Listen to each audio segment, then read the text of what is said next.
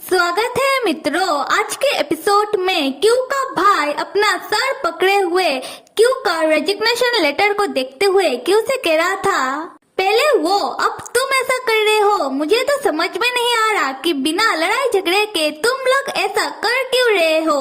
Q पूछता है कि कौन बड़े भाई। क्यू का बड़ा भाई कहता है कि छोड़ो ये सब और सुनो मेरी बात। डैड ने मुझे कहा है कि मैं तुम्हें कंपनी ना छोड़ने दूं। क्यों कहता है कि बड़े भाई आप ऐसा तो अभी कह रहे हो, पर आपको क्या मालूम है कि ऐसा करने से कभी ना कभी मैं कंपनी के लिए खतरा बन सकता हूँ। क्यू का बड़ा भाई कहता है कि इसी कारण तो डैड ने मुझे कहा कि मैं तुम्हें किसी दूर कहीं ब्रांच में ट्रांसफर कर दूं जहां तुम किसी भी फिक्र के बिना रह सको। तो यहाँ पर होता है एक बात, जैसा कि क्यू की अमरीश पुरी डैड ने कहा कि क्यू को दूर कहीं ब्रांच ट्रांसफर कर दिया जाए, इससे 3 बात होगी। पहला, उनके कंपनी में कोई आँच नहीं आएगा, और दूसरा, क्यू के बारे में किसी को मालूम नहीं पड़ेगा और क्यू अच्छे से रह पाएगा, और तीसरा एंड मोस्ट इम्पोर्टेंट थिंग्स, ऐसा करने से वो क्यू को मीन से अलग कर पाएंगे। बेसिकली देखा जाए तो क्यू के डैड ने यही सोच कर डिसीजन लिया था क्यू को दूर ट्रांसफर करने का। पर बहुत ही जल्दी क्यू का अमरीश पुरी जैसा डैड मुंह से ना कहे पर दिल से ये बात जरूर क्यू से कहेंगे कि जा क्यू जा, जी ले अपनी जिंदगी। खैर आते हैं स्टोरी में, जहाँ क्यू का बड़ा भाई क्यू से कह रहा था कि क्यू, अगर तुम हमारी बात मान लेते हो और कंपनी को नहीं छोड़ते हो तो मैं जरूर कुछ न कुछ करूँगा जिससे तुम्हें किसी से भी कोई खतरा ना हो। क्यू कहता है कि बड़ा भाई, मैंने तो आपको पहले ही कह दिया है और मैं अपना डिसीजन ले चुका हूँ। तब क्यू का बड़ा भाई गुस्से में क्यू से कहता है कि क्यू, डैड ये तुम्हारा भलाई के लिए तो कर रहे हैं, तो तुम सिर्फ उनका बात मान क्यों नहीं लेते हो। क्यू कहता है कि बड़े भाई आप मुझे माफ कर दो और इस बार मुझे थोड़ा सेल्फिश होने दो। मैं हमारे डैड को दिखाना चाहता हूँ कि मैं उनके पावर और पैसों के बिना भी कुछ कर सकता हूँ मेरे लाइफ में अपने दम पर। मैं नहीं चाहता कि वो और मेरे लाइफ को कंट्रोल करे। क्यू का बड़ा भाई कहता है कि क्यू, मुझे विश्वास नहीं हो रहा कि तुम उस लड़के के लिए सब कुछ छोड़ने के लिए भी तैयार हो। क्यू कहता है कि सब कुछ मैं सिर्फ उसके लिए नहीं कर रहा। और इस पॉइंट में हमें जो समझ में आ रहा है कि क्यू अभी आजाद होना चाह रहा है अपने लाइफ में, अपनी फैमिली के प्रेशर से, अपने अंदर की दबी हुई फीलिंग से। खैर तब क्यू का बड़ा भाई क्यू की बातें सुनकर उठकर खिड़की के सामने जाकर खड़ा हो जाता है और क्यू से कहने लगता है कि क्यू, तुम्हें जो करना है तुम करो, तुम फिक्र मत करो, मैं डैड को संभाल लूंगा। तुम्हें खुद के दम पर रहना है तो रहना शुरू कर दो। तब क्यू के बड़े भाई की बातें सुनकर क्यू अपने भाई के पीछे जाकर खड़ा हो जाता है और कहने लगता है कि बड़े भैया। तब क्यू का बड़ा भाई कहता है कि क्यू, तुम ज्यादा चिंता मत करो, मैं तुम्हें समझ पा रहा हूँ। तब हम क्यू को देखते हैं जो खुशी से अपने बड़े भाई की पीठ में 2 स्लैप मार कर कहता है कि थैंक यू बड़े भाई, और तुरंत ही भाग जाता है। तब हम क्यू के बड़े भाई को भी देखते हैं जो गुस्से में क्यू से कह रहा था कि क्यू, तुम सिर्फ वापस आओ, मैं तुमसे बाथरूम साफ करवाऊंगा। और यहाँ हम 2 भाई की बीच की अंडरस्टैंडिंग जो पहले से ही था और खट्टी मिट्टी लड़ाई को भी पाते हैं। तब क्यू का बड़ा भाई सीरियस होकर अपने मन ही मन कहता है कि हमारा लड़का तो अभी बड़ा हो गया है।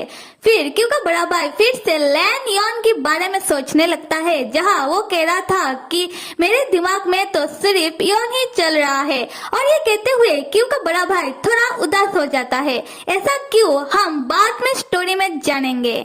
यहाँ से होता है सीन शिफ्ट, जहाँ क्यू और यॉन खाना खाते हुए बातें कर रहे थे, जहाँ क्यू यॉन से कह रहा था, मैं बहुत ज्यादा सीरियस हूँ, मुझे अभी से उसके साथ ही रहना है और उसके साथ रहने के लिए मुझसे जो हो सके मैं वो करूँगा। मैं डर डर के और नहीं रह सकता, इसी कारण मैंने खुद को हर एक डर से फ्री कर दिया। यॉन तब चौंक कर क्यू से पूछने लगता है, तो तुम छोड़ रहे हो और अपने मन में सोचने लगता है, मैं शायद बहुत ही ज्यादा सेल्फिश हूँ कि मैंने बिना कुछ सोचे समझे ही अपना फीलिंग मिस्टर उई से कन्फेस कर दिया। मैं भी उनके साथ रहना चाहता हूँ। जब मैं इस बारे में सोचता हूँ तब मुझे एहसास होता है कि मुझे नहीं लगता हम ऐसा कुछ कर पाएंगे, और इस पॉइंट पर आकर मुझे ऐसा लगता है कि अगर मैंने ऐसा कुछ किया तो मैं सिर्फ उन्हें नुकसान ही पहुंचाऊंगा। तब योन अपना और क्यू का बड़े भाई का रिलेशनशिप के बारे में सोचते हुए वो तब रोने लगता है, और योन को रोता हुआ देखकर क्यू योन से पूछने लगता है कि योन क्या हुआ है तुम्हें। योन तब बहाना मारने लगता है और कहने लगता है कि कुछ भी नहीं, खाना थोड़ा ज्यादा ही तीखा था, इसी कारण आंख से पानी निकल रहा है। क्यू तब योन से पूछता है, योन तुम्हारा सस्पेंड कम लीव कल से तो खत्म हो रहा है। तब योन कहता है कि हाँ, और अपने मन ही मन कहे जा रहा था कि मैं मिस्टर वी को बहुत ही ज्यादा प्यार करता हूँ, अगर मैं उनके साथ रहा तो उनके लिए प्रॉब्लम हो सकता है। अगले सीन पर हम देखते हैं कि क्यू योन को अपने बिल्डिंग के सामने ड्रॉप कर रहा था। तब क्यू अपने मन ही मन कह रहा था कि शायद मेरे भाई ने से योन को रिजेक्ट कर दिया है। मुझे पहले से ही पता था कि मेरा बड़ा भाई कभी भी नहीं मानेगा, पर योन ही है जो हमेशा ही कहता रहता है कि उसे ट्राई करना है। खैर जो भी हो, उसी वक्त क्यू का नजर पड़ता है अपने बड़े भाई की कार की तरफ। तब क्यू कहने लगता है कि ये क्या। दूसरी तरफ हम क्यू के बड़े भाई को देखते हैं जो मस्त योन के बिल्डिंग के सामने अपना कार पार्क करके अंदर लेटकर सोच रहा था, शायद वो चला गया होगा। उसी वक्त क्यू आकर कार की खिड़की से अंदर झांकने लगता है, जिसको देखकर क्यू का बड़ा भाई डर जाता है। अगले ही पल हम क्यू और क्यू के बड़े भाई को आपस में ही बात करते हुए देखते हैं, जहां क्यू का बड़ा भाई क्यू से कह रहा था, मैं तो सिर्फ योन को उसका चश्मा लौटाने के लिए आया हूँ। वो लास्ट टाइम अपना चश्मा मेरे कार में भूल कर चला गया था। क्यू तब तुरंत ही अपने भाई के हाथ से योन का चश्मा छीनते हुए कहता है कि मैं उसे उसका चश्मा लौटा दूंगा। आप यहाँ अपना टाइम वेस्ट मत करो और घर जाकर रेस्ट करो। क्यू का बड़ा भाई तब क्यू से पूछता है, क्यू क्या तुम्हें मालूम है। तब क्यू अपने भाई की बात को बीच में काटते हुए वो कहने लगता है, बड़े भाई मुझे पहले से ही मालूम है, योन ने मुझे बहुत साल पहले ही बता दिया था कि वो आपसे प्यार करता है। बड़ा भाई आप खुद को दोष मत दो कि आपने उसे रिजेक्ट कर दिया। वैसे भी हम सब इस दुनिया में अलग अलग पर्सन हैं, और जो भी कहूँ आप दोनों एक नहीं हो सकते।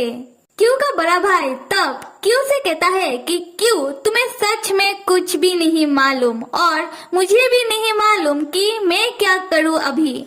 सो यहाँ क्यू को सच में अभी भी नहीं मालूम कि योन और उसके बड़े भाई के बीच रिलेशनशिप अभी ग्रो कर रहा है। उसे तो अभी भी ये लग रहा है कि उन्होंने उसके दोस्त को रिजेक्ट कर दिया, और वो इस बात पर अपने बड़े भाई को समझाने लगता है। क्यों कहता है, बड़े भाई आप योन के साथ वैसे ही बिहेव करो जैसा आप हमेशा ही उसके साथ करते हो, पर उसके साथ ज्यादा कोल्ड मत हो जाना। क्यू का बड़ा भाई एक्साइट होकर क्यू से पूछता है, क्या सच में? क्यू कहता है कि क्या ये बात आपके लिए इतना ज्यादा मायने रखता है? खैर ये तो अच्छी बात है, अगर आप उसके साथ फेस टू फेस नहीं होना चाहते हो तो आप योन को जाने दो। और मैं योन का दोस्त होने के नाते मैंने उसे बहुत बार कहा है कि आप उसके फीलिंग को कभी भी एक्सेप्ट नहीं करोगे, पर वो गधा मेरे बातों को तो समझता ही नहीं है। अगर आप उसे इस बारे में कुछ कठोर शब्द कह दोगे तो वो बेचारा तो डिप्रेस हो जाएगा। क्यू तब चला जाता है ये कहते हुए कि अब बहुत हो गया, मैं जा रहा हूँ चश्मा वापस करने के लिए मेरे दोस्त को, क्योंकि मेरा परिवार मेरा इंतजार कर रहा है।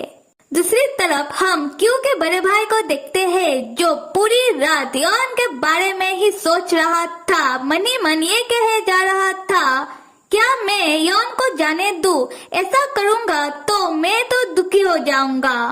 अगर मैं यौन को रोज रोज अपने नजरों के सामने देखूं तो मैं पागल हो जाऊंगा। पर अगर मैं अपना प्रोफेशनल लाइफ और वर्क को मिक्स्ड कर देता हूँ तो ये कंपनी के लिए ठीक नहीं होगा। पर अगर मैं यौन के साथ वैसा रहूं जैसा मैं हमेशा ही रहता हूँ तो वो पक्का चला जाएगा। और दूसरी सुबह हम क्यू के बड़े भाई को फिर से देखते हैं उनके ऑफिस में, जहां वो पूरी रात नहीं सोए और इसी कारण उनके आंखों के नीचे डार्क सर्कल्स आ गए हैं। तब वो अपने मन में कह रहे थे कि मैंने मेरा लाइफ में किसी चीज को लेकर या किसी को लेकर इतना ज्यादा नहीं सोचा। सो यहाँ पर होता यह है कि क्यू की सिचुएशन को देखकर ऐसे भी क्यू का बड़ा भाई तो टेंस था ही, और जैसे कि क्यू ने उन्हें कहा कि आप यौन को जाने दो, तो ये बात कहीं न कहीं क्यू के बड़े भाई के दिमाग में घर कर गया। और मैं भी उन्हें ऐसा लगने लगा कि जैसे उनके डैड ने क्यू के लिए डिसीजन लिया, वो भी यौन के लिए ऐसा ही कुछ डिसीजन ले ले तो सिचुएशन आपस में उलझेगा नहीं। खैर आते हैं स्टोरी में, जहां हम यौन को देखते हैं कि लिफ्ट के अंदर वो क्यू के बड़े भाई से पूछ रहा था, क्या आप ठीक हो? आपको देखकर लग रहा है कि आप ठीक नहीं हो। क्यू का बड़ा भाई कहता है कि नहीं, मैं ठीक हूँ।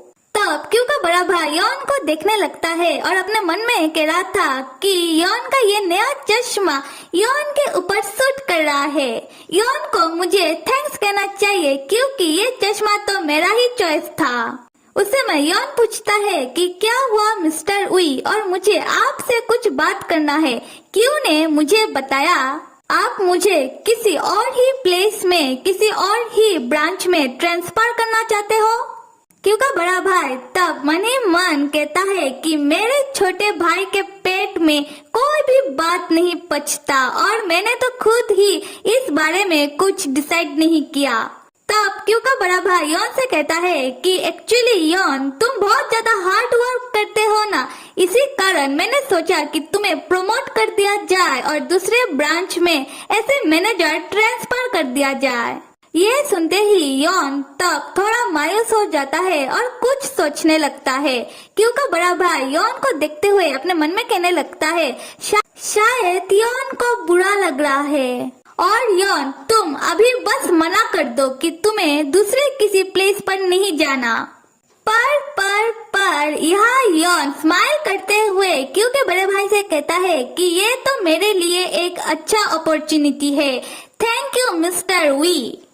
ये सुनते ही क्यू का बड़ा भाई, उसका तो होश ही उड़ जाता है क्योंकि बेचारा मन ही मन यौन से कितना कह रहा था कि यौन तुम मना कर दो, पर यौन तो बल्कि हाँ कर देता है। अगले ही पल हम क्यू के बड़े भाई को उनके केबिन में उदास होकर, परेशान होकर ये सोचते हुए देखते हैं कि जो भी हुआ क्या वो अच्छी बात है।